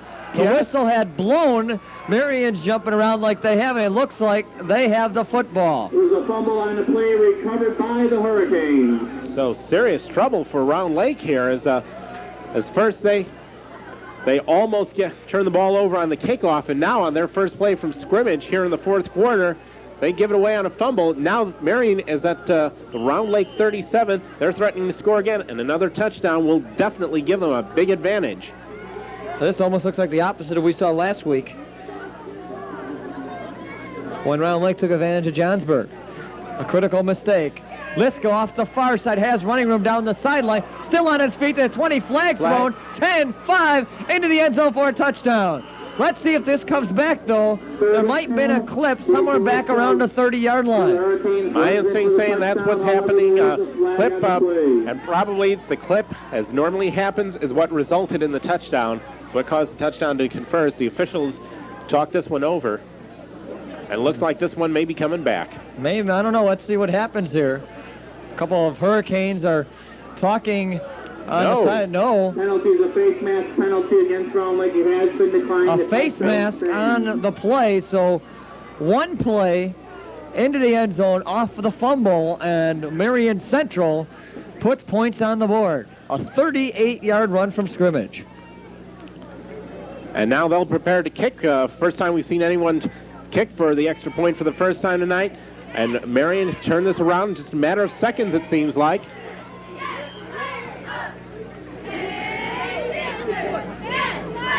Gitzinger tried the extra point. Klassen sets it down. It's a high kick with the wind through the uprights, and it's good. 11:38 to go, fourth quarter. Marian Central has come back, 2 touchdowns, and have taken the lead 27-14 over the Panthers. And in the space of less than a minute in the game, Marian Central has just racked up 2 touchdowns and taken control of this game back as they've opened up a 13-point bulge against the Round Lake Panthers as they punt through that extra point. Marian Central methodically running their offense in the second half. It's almost like night and day. The first half, they seemed a little disorganized. They were running, but they weren't getting the key blocks. Apparently, Coach Profit pointed it out to them because now Marian has been making the blocks. They've been giving their runners the holes. First, they had that 9-play drive to close out the third quarter. They ran that quite methodically. A little deviation from the plan. They knew just what they were doing and got it through. Then they take advantage of this Round Lake miscue and run it back for another touchdown. Marian Central suddenly finds itself in command of this game, which shows you once again how quickly things can turn around in the crazy world of high school football. One play to go 13 seconds and 38 yards. Jason Liska has come through again. Boy, we've seen some big plays, and we knew we were going to see this tonight. We said it from the outset. If there's going to be any scoring, it's going to be coming from long yardage and on the ground to top that. Long kick, Burris to take it at his 13-yard line. Burris through the middle, thought he saw a wedge there, and he got hit hard, taken down at the 25-yard line. Looked like leading the charge on the hit might have been Matt Siak. Matt Siak has been playing really good football, recovered a fumble earlier, comes through here, stopping Brent Burris from going through the middle.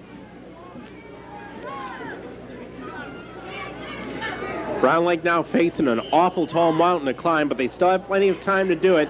They've shown some explosive running and shown the ability to control the ball. They are by no means out of this game, but they better score on this drive to have a good chance. Hand off to Les, going up the middle for about 3 yards.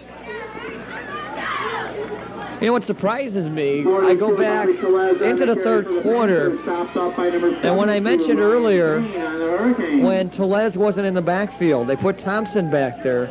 I don't know for what reason, if he was hurt or not, but for some reason that seems to be a key part of the game. Off on the left side, Burris comes up close to the first down marker, about 7 yards. I don't know if that's a major point there, but it's something to think about when, you know, Thompson was in the backfield instead of Bobby Tellez, because that was an extra weapon taken out of the game for the Panthers. Very much so, because without Tellez, Round Lake does seem a lot slower. They don't have the speed, and they don't have his experience in the defensive backfield. Handoff up the middle. Morris driving hard, head down, gets about 3 yards up to the 38-yard line. That'll be enough for a Panther first down, and they're right back up to the line of scrimmage.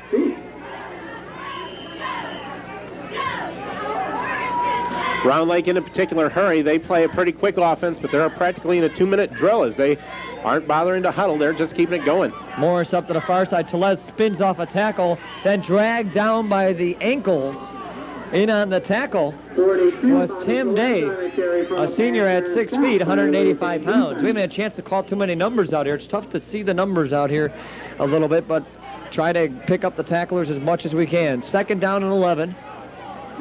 Swanson asking for Morris to go into the split end position. This is a pitch out. Burris with it down the sideline, got a good block, and then taken out of bounds. Burris was by Jim Dowdy. Dowdy ended up underneath the bench, and fortunately he was okay. You hate to see a player go out of bounds and hit one of the steel benches out here.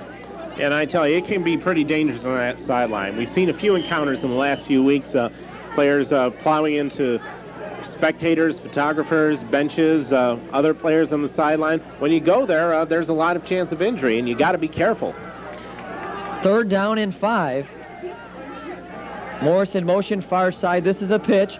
Burris shakes off one, cuts it back, gets a push from one of the Marian Central players, and that might be enough for the first down. He had got a push from Tim Day, and they're going to mark it. I don't know. It looks like from the referee on the near side has it back a little bit. The ref in the middle had it up further. So the benefit went to Round Lake on the spot, and you think it's close. I mean, we're standing right on the line. This looks like enough for a first down. I don't know. For my money, it is just a little bit short, and we can hear the coaches in the next booth yelling for them to measure, and yet they don't. I'll tell you, I can look at it from here. I would say that called for a measurement, and I don't understand why it wasn't done. Fourth and short, I guess. Back to throw is Swanson. Swanson gets tackled down along with the referee. Well, I don't know why they did not measure that. Swanson tackled back for a 10-yard loss. And now Marian Central has the football. You know, sometimes you can, take a timeout and ask for the measurement there. I don't understand why they didn't take a timeout and force them to make the measurement. I think there may have been a gap in communications here, Rusty. Some kid, someone on the field, whoever was supposed to call for the measurement or call a timeout and ask for it, did not do so, apparently. If ever a plane required a measurement, that was one, because that was just so close to call. And the result is that he gets thrown for about a 10-yard loss, and now Marion once again has the ball inside the 40. Well, mark at the 38-yard line, handoff up the middle. McCoy gets some good yardage off the right side, a pick up about 5.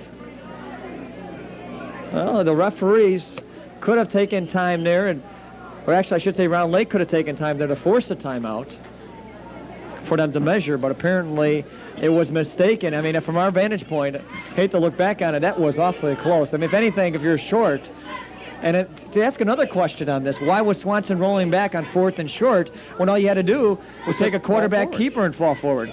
Very easy to get an inch even, actually. So a couple of questions to ask yourself there.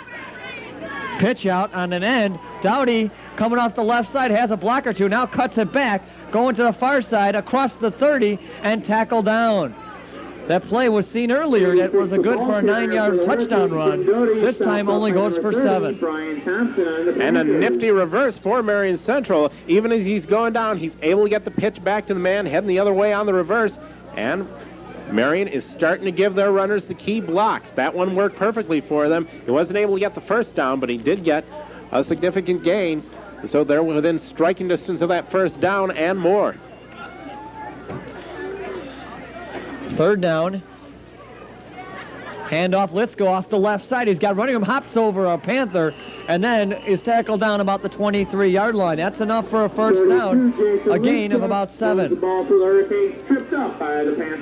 Liska finding a hole on the far side, and that was kind of tricky because they had a lot of guys stacked there. They were almost overstacked, yet Liska was able to weave his way through, get the first down, and tack a little extra onto that. Liska is really coming into his own in the second half. This is the sort of running we're used to seeing from him.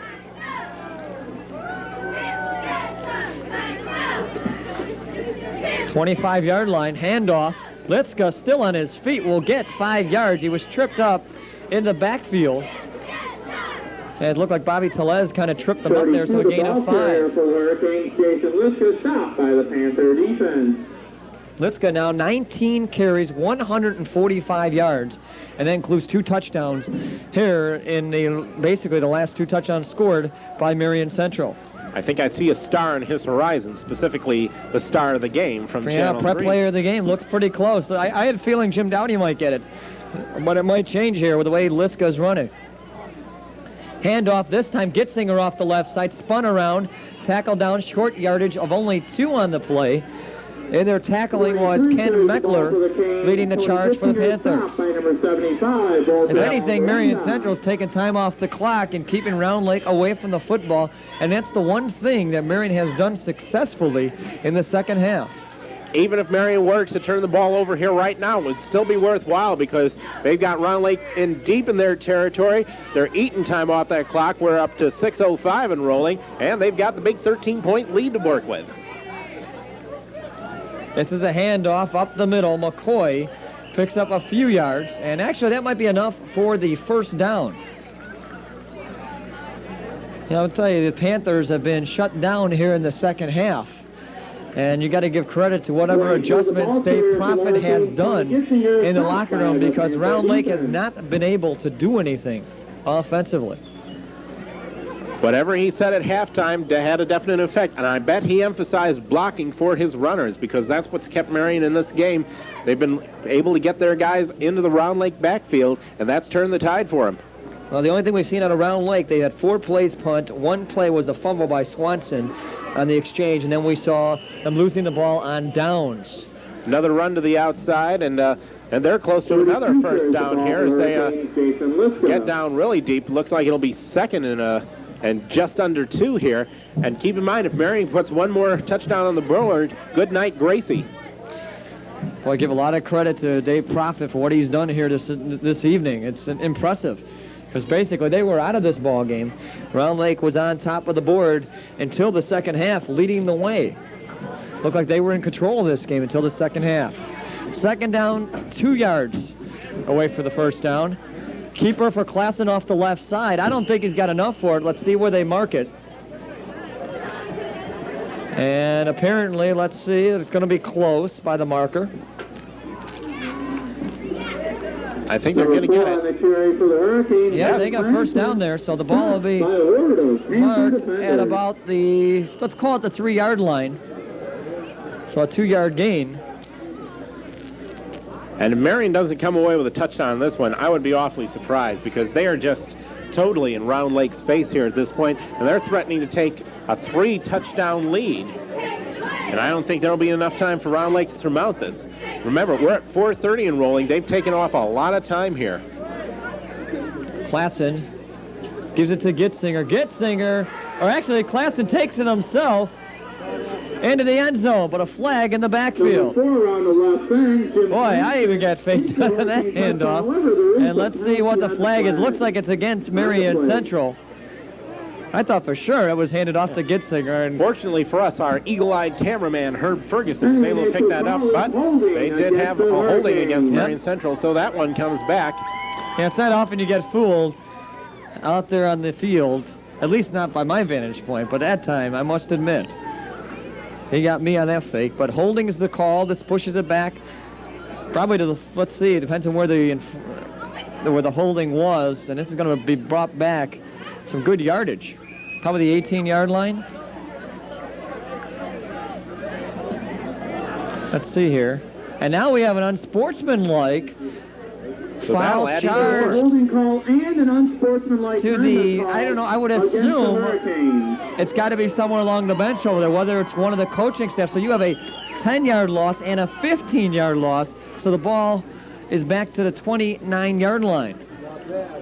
So emotion getting the better of the Marian Central Hurricanes. Not only do they commit the holding, but somebody complains just a little too loudly. And now Marian Central, they're facing first and goal, but it's a 30-yard first and goal. Now 30 yards to go, first and 10. Klassen just takes it up himself right up the middle. Gets 3 or 4 yards. If anything, though, the only good advantage out of this being for the Hurricanes is that they can take more time off the clock, and that's going to hurt anything the Panthers can do. And at this point, if the Panthers want to have a chance, they may want to consider using some timeouts to keep Marian Central from using that. Look at Marian now. They're staying in their huddle a lot longer. They're going to eat as much time as they can. You know, I've noticed some of the fans, even on the side here of Round Lake, screaming, take a timeout. You know, you hear a little glimpse of that in the backdrop. Second down, goal at the 25. This is a handoff. Running room out to the near side. Gitzinger trying to take it to the outside, does so, and then tackled out of bounds at the 25-yard line. And we got a Panther hurt on the near side here at about the 15-yard line. Jason Morris was holding on to the rib section. He's up on his feet now. He's still in pain, but he's at least walking wounded, and he came down pretty hard going out of bounds as he was pulling the Marian player down. So he's in a little bit of pain, but he is out of the field of play, so there probably won't be much of a delay. Still, hate to see anyone get hurt, especially that young man who's had a pretty good game. Third down and goal. Klassen keeps it himself off the left side. Now pitches it out. He's got Liska off to the far side, down to the 5-yard line. 32 around the left side, Jason Liska, 10-yard pickup. So Marian Central starting out from a pretty deep hole. They've managed to shave off a lot of yardage here. They're inside the 5-yard line. They've got just 3 yards to go on what started out as a really long first and goal from the Panther 30. Still in all, they've got one shot at this to get the next score and possibly put away this game. Even if they don't, even if they miss here, look how deep Round Lake is in their own territory. They got an awful lot of real estate to cover and not a lot of time to score not one but 2 touchdowns. Fourth down and goal. They give it to Liska. Liska off the left side, stretches for the end zone. And will they give it to him? No. His knee came down before his stretch of the football went over the goal line, so he'll be stopped at the 1-yard line. And look where Round Lake's got to come to get 2 touchdowns in less than 3 minutes from their own 1-yard line. Liska was very close. In fact, you may have heard me call that he got it, and he looked for sure like he was going in, but he got tripped up just short of the goal line. One man on the ground, able to pull him back down. Still, silver lining for Marian Central is that they've got Round Lake pinned down in the shadow of their own goal post. We're at 2:54 in this game. Not a lot of hope left for Round Lake. If they're going to do anything, they got to do it now. Way back at the 1-yard line, Morris in motion. Swanson on a handoff gets pulled back and into the end zone. Let's see where they're going to mark this. Is it a safety? I don't think it is. I think his forward progress was across the goal line. This is going to be like at the half-yard line. There were a whole lot of Marian players trying to force him back, but they'll mark him where his forward progress was. So no 2-pointer on this one. And the safety at this point would work pretty much like a touchdown because it would all but seal up this game for Marian Central. So the ball is at Actually, up to about the 3-yard line. Swanson on a handoff. Gives it to Burris. Burris, not much running room. And gets basically back to the line of scrimmage. Maybe gets a yard or two. Brent Burris, number 21. So up to about the 4-yard line. Makes it 3rd down. And things look kind of dim here for the Round Lake Panthers. They're going to drop to 1-1 in the conference. And go to 2-4, and basically what that does for Round Lake is hurt any chances for the playoffs, and the only thing they can do is win the conference, and the way this conference is, it might be 3-2 that wins it this year. You never know, but Round Lake not using any timeouts. This is all, I think they've all but conceded defeat here. Swanson looking to throw, dropping back in his end zone. He's got to do something with it. Gets rid of it downfield, and a nice defensive play by Jim Dowdy.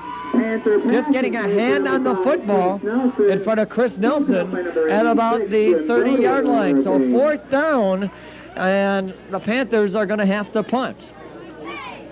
Really not much point trying anything else here because although a punt looks like they're giving up, let's face it, they really don't have much chance of coming back in this game. They could try going for the 1st down, but that would seem a little quixotic because if they miss it again, then Marian Central will be deep enough to try another touchdown. And even at this point, kicking into the wind, Marian may have a short punt and enough time to try it again. And this ball's high snap. Kisakowski gets rid of it. It's a high kick. Nobody was back, and this ball will roll out of bounds at about the 32-yard line. 1:18 to go into the ball game, and Marian Central will move to 1-1, and unfortunately, they could be 2-0. You know, I mentioned a few weeks ago, if they had beaten Grant, they had the opportunity to be leading the conference. They lost to Grant. They fell apart in the 3rd and 4th quarters, and Grant, you know, basically has the edge up on Marian Central. Marian Central winning this game, it will be now 1-1, but they'll have the opportunity to be 3-3 with basically 3 games to go. They'll play at Grays Lake, and then they have 2 home games against Wakanda and Johnsburg. They have the capability to go 6-3 and be the only team that may not win the conference but has a chance to qualify for the playoffs. Marian Central with the ball, 39. This is a handoff up the middle. And this will be given to McCoy for about 6 yards. Well, I guess it's a good as time as any to mention our player of the game. Prep player of the game goes to Jason Liska. There's no doubt about it. I mean, he played a superb game carrying the football. Still in the game, though, 22 carries, 167 yards, including 2 touchdowns. One from 5 yards, the other from 38 yards. And Marian allowing the clock to just run down here, so they're not going to do too much worrying about trying to score here. They may even take a delay of game penalty because, and in fact, that is what they do. They take the delay here, and so they'll only have to take one more snap, and that'll be that. Round Lake has got a bigger road ahead of them if they want to go after the conference, but they'll take on Wakanda on the road next week. Then they'll have to travel to Grant, which is going to be no task, and then follow up, head home against Grays Lake. So there's the interesting task there for this case, but it should be quite interesting as the race goes on. You know, we talked about how each team's going to bump each other off. You know, in 5 weeks, things can change around dramatically, and the way this conference was, 4-20 coming into conference play, it really shows, you know, the conference is, you make you wonder, is it a weak conference, or is it just that there was too much competition to play? I think it's a combination of both. And basically, it makes it even tougher for conference play because each week means everything for each team. I don't know if I can say it any more better than that. Well, I get the drift of what you're saying, and it looks like we're heading for a really crazy finish in this conference, no matter how you slice it. But let's not take away from Marian Central here because they came back in the second quarter after what was in the second half after what was really a ragged first half of play. They had their moments, but Round Lake seemed to be in better control. Marian Central coming back to win this one by a score of 27-14. Well, if anything, you've got to give your hats off to Dave Prophet. Whatever they did at halftime, they did a great job. I'll also give credit to both teams. Superb job out here. We saw some great play out here, not only from the Marian Central Hurricanes, Jason Liska, but we had a great thing with Bobby Telez, Jason Morris, and also Robert Swanson with good efforts there in both halves. So what a big game here. Marian Central walks away the winner, 27-14 over the Round Lake Panthers. I'd like to thank Herb, Big Herb up there on top of the roof, doing a great job fighting off the cold weather. Brian, I'd like to thank you. Also like to thank Round Lake the athletic director, Jim Prorock, for letting us do the ball game tonight. 27-14 final score, Marian Central winner over the Round Lake Panthers. I'm Rusty Silver. So long, everybody.